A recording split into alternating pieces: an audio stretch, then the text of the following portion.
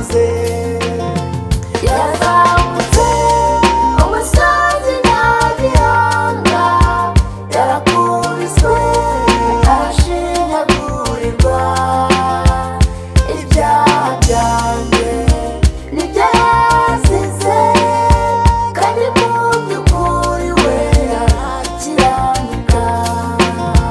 yazamutse umusozi Nyagihanga, yarakubiswe arashinyagurirwa. Ibyaha byanjye nibyo yazize, kandi mu by'ukuri we arakiranuka. Yafashwe atangwa n'umuntu we, Yuda intumwa ye niyo yamutanze. Ntibibatangaze none uyu munsi abakristo bari kugamanirana.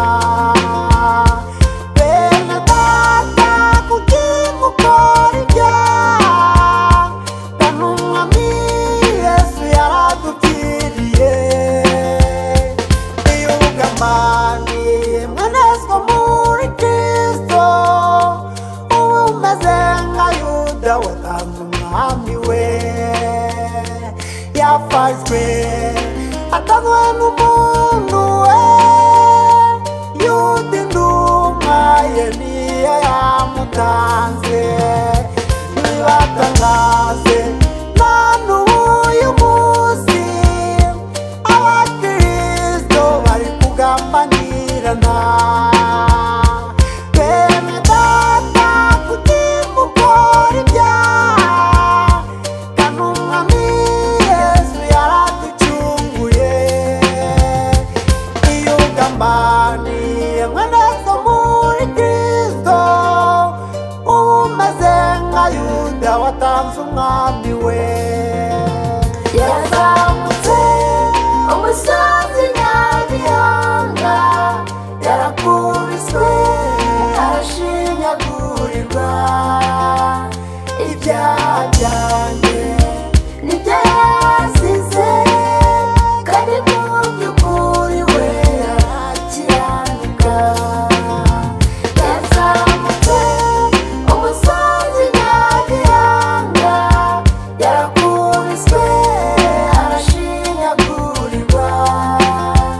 Ibyaha byanjye nibyo yazize, kandi mu by'ukuri we arakiranuka.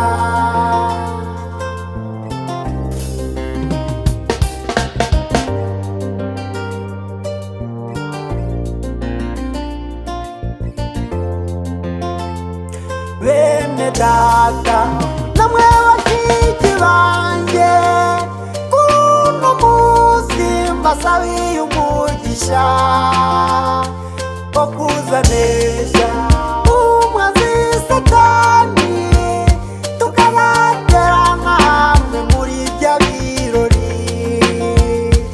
Bene data namwe bashiki banjye, kuno munsi mbasabiye umugisha wo kuzanesha umwanzi Satani, tukazaterana hamwe muri bya birori.